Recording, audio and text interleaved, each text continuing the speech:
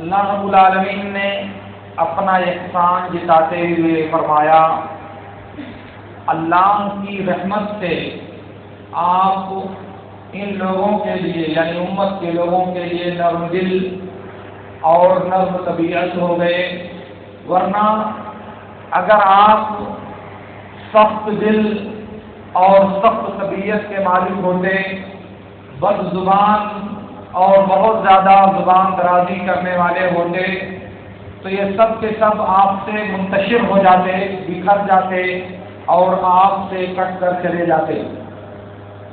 گویا کہ نبی صلی اللہ علیہ وسلم کے ارد اور نبی صلی اللہ علیہ وسلم کے پاس صحابہ کرام کا جمگھٹا جہاں ایک طرف ان کی ایمان اور محبت کی وجہ سے تھا، وہیں دوسری طرف نبی صلی اللہ علیہ وسلم کی نرم طبیعت، نرم خوئی اور آپ کے اچھے اخلاق کی وجہ سے بھی تھا۔ اسی لیے اللہ رب العالمین نے ایک دوسری جگہ ارشاد فرمایا لَقَدْ جَاءَكُمْ رَسُولٌ مِّنْ أَنفُسِكُمْ عَزِيزٌ عَلَيْهِ مَا عَنِتُّمْ حَرِيصٌ عَلَيْكُمْ بِالْمُؤْمِنِينَ رَءُوفٌ رَحِيمٌ۔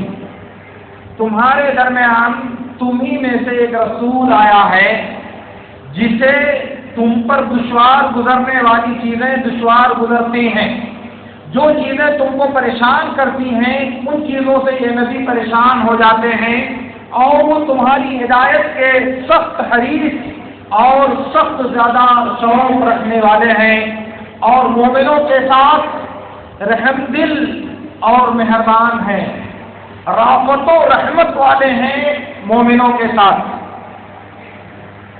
یہ اللہ کے نبی صلی اللہ علیہ وسلم کی خوبی بیان کیا ہے اللہ رب العالمین نے۔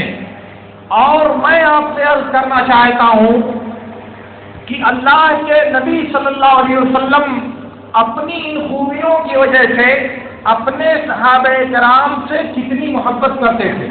آپ نے اس سے پہلے سنا ہے بے شمار مرتبہ کہ صحابہ کرام نبی صلی اللہ علیہ وسلم سے بے انتہا محبت کرتے تھے، مگر میں اس کے الٹا آپ سے بتانا چاہتا ہوں کہ خود نبی صلی اللہ علیہ وسلم اپنے صحابہ کرام کے ساتھ انتہائی شفیق، انتہائی مہربان، انتہائی ناصح، انتہائی خیر خواہ اور انتہائی زیادہ محبت کرنے والے تھے۔ اور ظاہر ہے کہ دنیا میں محبت کا بدلہ ہمیشہ محبت ہی سے ملا کرتا ہے، تو پہلی محبت میرے نبی صلی اللہ علیہ وسلم نے پیش کیا اپنے صحابہ کرام کے لیے، اور نتیجے میں صحابہ کرام نے بھی اپنی جان اور مال نبی صلی اللہ علیہ وسلم کے لیے نچھاور کر دیا۔ آپ کو معلوم ہوگا، اس سے پہلے میں نے عرض کیا تھا کہ اللہ کے نبی صلی اللہ علیہ وسلم جب ابو الہیثم بن طیحان رضی اللہ تعالیٰ عنہ کے گھر مہمان ہوئے تھے تو ان کو دیکھا کہ گھر کے سارے کام وہ کر رہے ہیں اور ان کی بیوی کر رہی ہے، دونوں مل کر کے گھر کے سارے کام کر رہے ہیں۔ اللہ کے نبی صلی اللہ علیہ وسلم نے ان سے پوچھا کیا تمہارے پاس کوئی خادم، کوئی غلام اور کوئی تمہارا ہاتھ بٹانے والا نہیں ہے؟ تو جب ان لوگوں نے کہا کہ نہیں تو نبی صلی اللہ علیہ وسلم نے انہیں اپنے پاس بلایا اور وقت آنے پر انہیں یہ غلام عطا کیا۔ اللہ کے نبی صلی اللہ علیہ وسلم سے انہوں نے سوال نہیں کیا، اپنی ضرورت کے بارے میں آپ سے تکمیل کا تقاضا نہیں کیا، خود نبی صلی اللہ علیہ وسلم نے اپنے صحابی کے درد اور ان کی تکلیف کو محسوس کیا، اور خود آپ کا نفس اس بات پر آپ کو حوالہ کر رہا ہے کہ اس صحابی کی پریشانی دور ہونی چاہیے، ان کی مشقت ختم ہونی چاہیے، اور نبی صلی اللہ علیہ وسلم نے اس کا انتظام کیا۔ جابر بن عبداللہ رضی اللہ تعالیٰ عنہ اپنی کمسنی کی وجہ سے غزوہ احد سن 3 ہجری میں شریک نہیں ہوئے تھے، اور اسی غزوے میں ان کے والد عبداللہ بن حرام رضی اللہ تعالیٰ عنہ شہید ہو گئے تھے، اور غزوے سے پہلے عبداللہ نے اپنے بیٹے جابر سے کہا تھا کہ میرا خیال یہ ہے کہ یہ جنگ جو ہونے والی ہے اس میں سب سے پہلے مارے جانے والوں میں شامل رہوں گا، میرے بعد میں نبی صلی اللہ علیہ وسلم اور تمہارے علاوہ کسی کو ایسا چھوڑ کے نہیں جا رہا ہوں جس کے بارے میں مجھے غم، فکر اور جس کے بارے میں مجھے سوچنے کی فرصت ہو۔ تو اس لیے اگر میں شہید ہو جاؤں تو فلاں فلاں کا قرض ہے وہ قرض ادا کر دینا، اپنی بہنوں کے ساتھ حسن سلوک کرنا اور نبی صلی اللہ علیہ وسلم کا خیال رکھنا۔ اور وہ شہید ہو گئے۔ اس کے کچھ دنوں کے بعد غالباً جابر بن عبداللہ رضی اللہ تعالیٰ عنہ اس وقت 17 سال کے ایک نوجوان بچے تھے، اللہ کے نبی صلی اللہ علیہ وسلم کے ساتھ ایک سفر سے واپس آ رہے تھے۔ یہ بہت لمبی حدیث ہے، اس کا ایک ٹکڑا میں آپ کو بتانا چاہتا ہوں۔ راستے میں جابر بن عبداللہ، یہ سب وہی بخاری اور مسلم کی روایت ہے، راستے میں جابر بن عبداللہ رضی اللہ تعالیٰ عنہ کا اونٹ بگڑ گیا، سست روی کا شکار ہو گیا، وہ اپنی جگہ پر جم گیا، ہلتا نہیں تھا، چلتا نہیں تھا، اور جابر بن عبداللہ رضی اللہ تعالیٰ عنہ قافلے سے پیچھے رہ جاتے تھے، پہنچ نہیں پاتے تھے قافلے کے ساتھ۔ اللہ کے نبی صلی اللہ علیہ وسلم پیچھے رکے، جابر بن عبداللہ رضی اللہ تعالیٰ عنہ جب پہنچے تو کہا کیا بات ہے جابر؟ جابر نے کہا قد آیا جملی یا رسول اللہ، میرا اونٹ تھک چکا ہے، میرا ساتھ دینے کے لیے چلتا نہیں ہے۔ تو اللہ کے نبی صلی اللہ علیہ وسلم نے اس اونٹ کو مارا، اس پر دعا کیا، اور اس کے بعد وہ چلنے لگا، قافلے میں سب سے آگے چلتا تھا، حتیٰ کہ جابر بن عبداللہ رضی اللہ تعالیٰ عنہ اس کی لگام کو کسے سے کہ آگے نہ جانے پائے۔ اسی موقع سے اللہ کے رسول صلی اللہ علیہ وسلم نے ان سے کہا بعلی جملک، قال هو لك یا رسول اللہ، کہا کہ جابر اونٹ مجھ سے بیچ دو۔ کہا اللہ رسول آپ ویسے ہی لے لیجیے، بیچنے کی ضرورت نہیں ہے، تو اونٹ آپ ہی کا ہے۔ کہا نہیں تو مجھے اس سے بیچ دو۔ کہا کہ اللہ کے رسول آپ لے لیجیے، یہ اونٹ آپ ہی کا ہے، مجھے قیمت نہیں چاہیے۔ اللہ کے نبی صلی اللہ علیہ وسلم نے کہا کہ نہیں، تم اس کی قیمت بتاؤ۔ جابر بن عبداللہ رضی اللہ تعالیٰ عنہ نے اس کی قیمت بتائی، 1 اوقیہ یعنی 40 درہم۔ بعض روایتوں میں آتا ہے 5 اوقیہ، بعض میں 3 اوقیہ، بعض میں 1 اوقیہ سونا، مختلف روایات ہیں۔ بہرحال اللہ کے رسول نے کہا کہ یہ تو بہت مہنگا اونٹ ہے، لیکن جابر رضی اللہ تعالیٰ عنہ نے کہا کہ اللہ کے رسول یہ اونٹ میں آپ کو اس وقت دوں گا جب میں مدینے پہنچ جاؤں گا۔ کہا ٹھیک ہے، تم مدینے سے چلو اور مدینے جب پہنچنا تو یہ اونٹ مجھے دے دینا اور میں قیمت دے دوں گا۔ گویا کہ سودا مکمل ہو گیا، لیکن شرط یہ ہے کہ مدینہ پہنچنے کے بعد سامان خریدنے والے کے حوالے کیا جائے گا۔ اس کے بعد جب مدینہ پہنچے جابر بن عبداللہ رضی اللہ تعالیٰ عنہ اور اللہ کے نبی صلی اللہ علیہ وسلم بھی پہنچے، تو اللہ کے نبی کا معمول یہ تھا کہ جب آپ سفر سے واپس آتے تھے تو گھر جانے سے پہلے مسجد میں 2 رکعت نماز پڑھتے تھے۔ جب بھی نبی صلی اللہ علیہ وسلم کسی سفر سے واپس آتے، یہ 2 رکعتیں سنت ہیں میرے دوستوں۔ آدمی کہیں سفر سے واپس آئے تو پہلے مسجد میں جا کر کے 2 رکعت نماز پڑھے، یہ سنت ہے میرے نبی صلی اللہ علیہ وسلم کی۔ تو اس سفر میں بھی جب آپ واپس آئے تو مسجد میں گئے، نماز پڑھنے لگے، اور جابر بن عبداللہ رضی اللہ تعالیٰ عنہ اونٹ لے کر کے آئے، ان کے ماموں ملے۔ کہا کیا ہوتا؟ میں نے اونٹ بیچ دیا۔ کہا جی پاگل ہو، تمہارے پاس کوئی دوسری چیز نہیں ہے، تمہارے پاس یہ ایک سواری اکلوتی تھی اور تم نے اس کو بھی بیچ دیا۔ کہا کہ اب تو بیچ دیا۔ وہ لے کر کے آئے اللہ کے نبی صلی اللہ علیہ وسلم کے پاس۔ نبی صلی اللہ علیہ وسلم نماز سے فارغ ہوئے تو بلال سے کہا کہ جابر کے اونٹ کی قیمت دے دو اور زیادہ بھی دے دو، اونٹ کی قیمت دو، مزید اور زیادہ بھی دے دو۔ اس کے بعد اللہ کے نبی صلی اللہ علیہ وسلم نے جب قیمت دے دیا تو جابر سے کہا اترانی ما کستک لآخذ جملک، تمہارا کیا خیال ہے کہ میں نے تمہارے اونٹ کا دام کم کروایا ہے اس لیے تاکہ میں تمہارا اونٹ لے لوں؟ نہیں نہیں، خود جملک و دراہمک فولک، یہ اونٹ اور درہم تم سب لے جاؤ، یہ تمہارا ہے، یہ اونٹ اور درہم تم لے جاؤ، یہ تمہارا ہے۔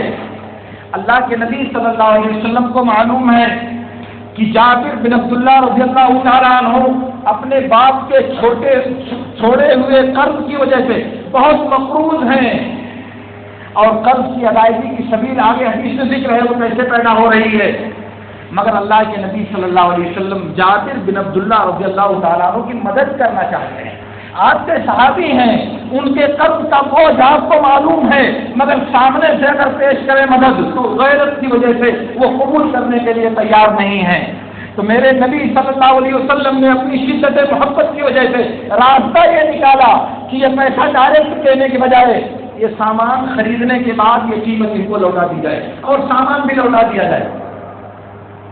اسے کہا جاتا ہے شدت محبت، اور اسے کہا جاتا ہے شدت خبرگیری۔ میرے نبی صلی اللہ علیہ وسلم کو جابر جیسے کمسن بچے کے احوال معلوم ہیں اور پتہ ہے کہ بہت زیادہ مقروض ہیں، ادا نہیں کر سکتے۔ اس کا انتظام نبی صلی اللہ علیہ وسلم نے اس طریقے سے نکالا۔ یہ نبی صلی اللہ علیہ وسلم کی محبت ہے ان بزرگ ہستیوں سے۔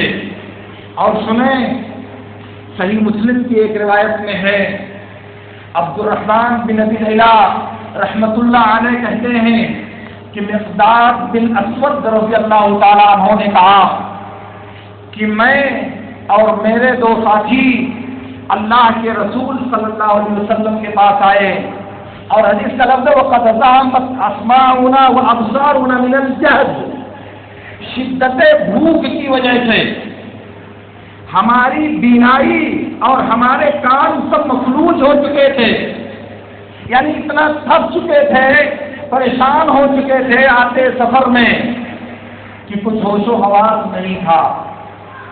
فَجَعَلْنَا نَعْرِضُ أَنفُسَنَا عَلَىٰ أَصْحَابِ رَسُولِ اللَّهِ صلی اللہ علیہ وسلم فَلَا يَقْبَلُ أَحَدٌ، ہم صحابہ اکرام کے مختلف لوگوں کے پاس اپنے آپ کو پیش کرنے لگے، آپ کے پاس ہم رہیں گے، آپ کے پاس ہم رہیں گے، آپ اپنے گھر رکھ لیجئے، مگر کوئی تیار نہیں ہوا۔ اللہ کے نبی صلی اللہ علیہ وسلم گزرے تو کہا کہ مقداد آؤ۔ مقداد کو اپنے پاس اور ان کے ساتھیوں کو لائے۔ صحیح مسلم کی روایت میں کہ 3 بکریاں تھیں، مسند احمد کی روایت میں کہ 4 بکریاں تھیں۔ کہا کہ اس بکری کا دودھ ہم چاروں کے درمیان تقسیم کرو اور دودھ کر کے سب برابر برابر پی لو۔ تو مقداد بن اسود رضی اللہ تعالیٰ عنہ کہتے ہیں کہ یہ معمول چلتا رہا، ہم لوگ دودھ دوہتے تھے اور دوہنے کے بعد اسے اپنا اپنا حصہ پی لیتے تھے، اور نبی صلی اللہ علیہ وسلم کا حصہ ایک پیالے میں رکھ کر تاپ پر رکھ دیتے تھے اور کسی چیز سے ڈھک دیتے تھے۔ نبی صلی اللہ علیہ وسلم آتے تو آہستہ سے سلام کرتے کہ جاگنے والا سن لیتا اور سونے والا بیدار نہیں ہوتا۔ ایسے ہی معمول چل رہا تھا۔ ایک دن میں لیٹا ہوا تھا، شیطان میرے پاس آیا اور کہا کہ اللہ کے رسول کو اس دودھ کی کیا ضرورت ہے؟ آپ صاحب انصاریوں کے پاس جاتے ہیں، انصاری آپ کو تحفہ دیتے ہیں، آپ کو کھلاتے اور پلاتے ہیں، آپ آسودہ ہو کر کے واپس آئیں گے، آپ کو اس دودھ کی ضرورت نہیں ہے۔ کہا کہ یہ خیال میرے دماغ میں گھومتا رہا، شیطان مجھ کو سکھاتا رہا، یہاں تک کہ میں اٹھا اور اٹھ کر کے گیا اور وہ دودھ کا پیالہ پی لیا۔ جب دودھ کا پیالہ پی لیا اور پیٹ میں میرے چلا گیا اور اب اس کے نکلنے کی کوئی صورت باقی نہیں رہی، فَنَدَّمَ الشَّيْطَانُ، اب شیطان مجھ کو کچوکے لگانے لگا، مجھے شرمندہ کرنے لگا۔ کیا تو نے اللہ کے رسول کا دودھ پی لیا ہے؟ ابھی وہ بھوکے اور پیاسے آئیں گے، اپنا دودھ نہیں پائیں گے تو تمہارے لیے بددعا کریں گے، تمہاری دنیا اور آخرت دونوں برباد ہو جائے گی، تم نے نبی کا حصہ پی لیا ہے۔ کہا کہ یہ ٹینشن لے کر کے اب مجھے میری نیند ہو گئی، میرے پاس ایک چادر تھی، وہ چادر اوڑھ کر کے میں لیٹا ہوا تھا، اگر سر ڈھکتا تھا تو پیر کھل جاتے تھے اور اگر پیر کو ڈھکتا تھا تو سر کھل جاتا تھا، مارے بے چینی سے نیند نہیں آ رہی تھی۔ البتہ میرے دونوں ساتھی وہ آرام سے سو رہے تھے، انہوں نے ویسا نہیں کیا جیسا میں نے کیا تھا۔ اس کے بعد اللہ کے نبی صلی اللہ علیہ وسلم آئے، آپ نے پیالہ اٹھایا، جو ڈھکا ہوا تھا اس ڈھکن کو کھولا اور دیکھا کہ پیالہ خالی ہے، تو آپ نے دعا آسمان کی طرف سر اٹھایا اور کہا اللہم اطعم من اطعمنی واسق من سقانی۔ مقداد بن اسود رضی اللہ تعالیٰ عنہ نے یہ دعا سنی تو اپنی چادر سے اٹھے اور چھری لیا اور چاہا کہ چلو ایک بکری ذبح کر دوں اللہ کے رسول صلی اللہ علیہ وسلم کے کھانے کے لیے، کیونکہ آپ بھوکے ہیں، آپ نے دعا کیا میں آپ کو کھانا کھلاؤں گا تو آپ کے دعا کی برکت مجھے مل جائے گی۔ تو چھری لے کر کے جب بکریوں کے پاس گئے تو ان میں سے ٹٹولنے لگے، کون زیادہ موٹی اور تازی ہے، موٹی اور تازہ ہے، تاکہ اسے اللہ کے رسول صلی اللہ علیہ وسلم کے لیے ذبح کر سکوں۔ تو دیکھا کہ ساری بکریاں دودھ سے بھری ہوئی ہیں، ان کے تھن میں دوبارہ دودھ آ چکا ہے۔ تو اس کے بعد مقداد کہتے ہیں کہ میں نے ایک بڑا پیالہ لیا آل محمد کا، یعنی نبی صلی اللہ علیہ وسلم کے گھر کا، جس میں دودھ دوں کر بھرنے کی خواہش نہیں ہو سکتی تھی۔ نبی صلی اللہ علیہ وسلم کے گھرانے والوں کو اتنا بڑا پیالہ تھا۔ میں نے اس کو لیا اور دودھ کو پیالے میں ڈوبا۔ حدیث کا لفظ ہے حتی علت رغوۃ، یہاں تک کہ دودھ کے اوپر چھاچھ یا جھاگ پڑ گئی، چھاچھ نہیں بلکہ جھاگ پڑ گئی۔ دودھ جب گرتا ہے تو اس کے اوپر جھاگ نکلتا ہے، ساتھ ہی پیالے میں جھاگ پڑ گئی۔ پھر اس کے بعد وہ دودھ لے کر کے میں اللہ کے رسول صلی اللہ علیہ وسلم کے پاس آیا اور کہا کہ اللہ کے رسول سے پی لیجیے۔ کہا تم لوگوں نے پی لیا ہے؟ کہا اللہ کے رسول آپ پیجیے۔ کہا کیا تم لوگوں نے پی لیا ہے؟ مستعد جواب نہیں دے رہے کہ میں نے پیا یا نہیں پیا۔ کہا کہ آپ پیجیے۔ اللہ کے نبی صلی اللہ علیہ وسلم نے اسے پیا۔ اس کے بعد پینے کے بعد پیالہ مقداد کو دیا۔ مقداد نے کہا اللہ کے رسول آپ اور پی لیجیے۔ پھر نبی صلی اللہ علیہ وسلم نے پیا۔ اس کے بعد بقیہ مقداد کو دیا، مقداد نے پیا۔ اور پینے کے بعد ہنستے ہوئے شدت ہنسی کی وجہ سے مقداد بن اسود رضی اللہ عنہ زمین پر گر گئے، ہنستے ہنستے لوٹ پوٹ ہو گئے۔ فضحکت حتی القیت علی الارض۔ پھر اس کے بعد اللہ کے نبی صلی اللہ علیہ وسلم نے کہا احدی صواتک یا مقداد، ضرور تم نے کوئی کھیل کھیلا ہے، یہ تمہارا بہت بڑا عیب ہے، کیا بات ہے مقداد؟ کہا کہ اللہ کے رسول صلی اللہ علیہ وسلم ایسا اور ایسا معاملہ پیش آیا تھا اور ایسی اور ایسی بات ہو گئی تھی۔ تو اللہ کے نبی نے کہا انہا رحمت نزلت من اللہ، دوسرا لفظ ہے انہا برکت نزلت من السماء فحتی ایقظت صاحبینا حتی یصیبا ما اصبنا۔ کہا کہ مقداد یہ تو اللہ کی رحمت اور اس کی برکت نازل ہوئی ہے، تو نے اپنے دونوں ساتھیوں کو کیوں نہیں جگایا کہ برکت جو ہمیں پہنچی ہے یہ بھی اس برکت کا ایک حصہ پا لیتے۔ مقداد نے کہا یا رسول اللہ اذا اصابتنی برکت اللہ واصابت کا فلا ابالی من اخطأت، مجھے کوئی پرواہ نہیں ہے، جب یہ رحمت اور برکت مجھے اور آپ کو مل گئی تو کسی کو ملے یا ملے نہ ملے مجھے اس کی کوئی پرواہ نہیں ہے۔ حدیث یہیں تک اللہ کے نبی صلی اللہ علیہ وسلم سے مقداد بن اسود نے بیان کیا۔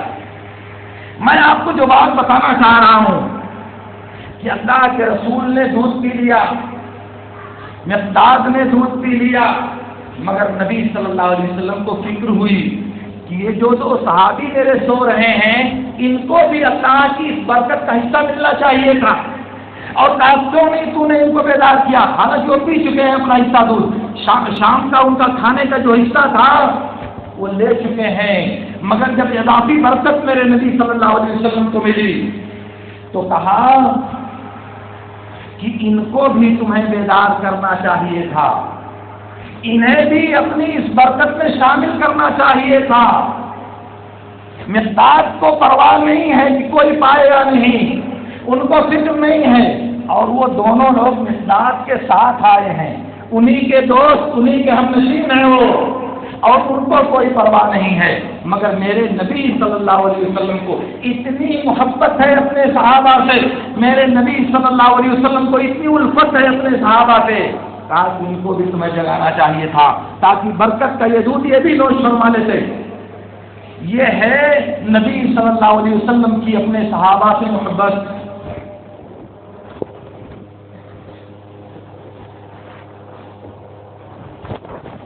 میرے دوستوں، میں عرض یہ کر رہا تھا کہ اللہ کے نبی صلی اللہ علیہ وسلم اپنے صحابہ سے، اپنے ارد گرد بیٹھنے والے انسانوں سے، اپنے آپ پر ایمان رکھنے والے نفوس قدسیہ سے اللہ کے نبی صلی اللہ علیہ وسلم بہت محبت کرتے تھے، بہت لگاؤ رکھتے تھے، ان کی خبر گیری کرتے تھے، ان کے حالات سے واقفیت حاصل کرتے تھے، اور اسی لیے آپ کو معلوم ہوگا مسلم وغیرہ کی بات حدیثوں میں ہے کہ نبی صلی اللہ علیہ وسلم نماز سے فارغ ہونے کے بعد پتہ کرتے کہ فلاں آدمی نماز میں آئے ہیں یا نہیں، فلاں آدمی نماز میں آئے ہیں یا نہیں، تو اگر پتہ چلتا کہ آپ کا کوئی صحابی نماز میں نہیں آیا ہے اور پتہ چلتا کہ کوئی عذر ہے،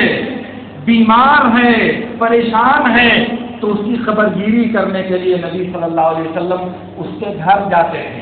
اور اگر پتہ چلتا کہ ایسے ہی غفلت میں نہیں آیا ہے جماعت میں اور بلا سبب کے جماعت چھوڑ دیا ہے، تو سخت ناراض ہوتے اور کہتے کہ یہ دونوں نمازیں عشاء اور فجر کی تاریکی میں ہوتی ہیں، انہی میں آپ سوال کرتے تھے جو کچھ چہرے دیکھ نہیں سکتے تھے، تو کہتے کہ یہ دونوں نمازیں منافقوں پر سب سے زیادہ سخت اور مشکل ہیں، یہ نمازیں سب سے دشوار ہیں منافقوں کے لیے عشاء اور فجر کی نمازیں پڑھنا۔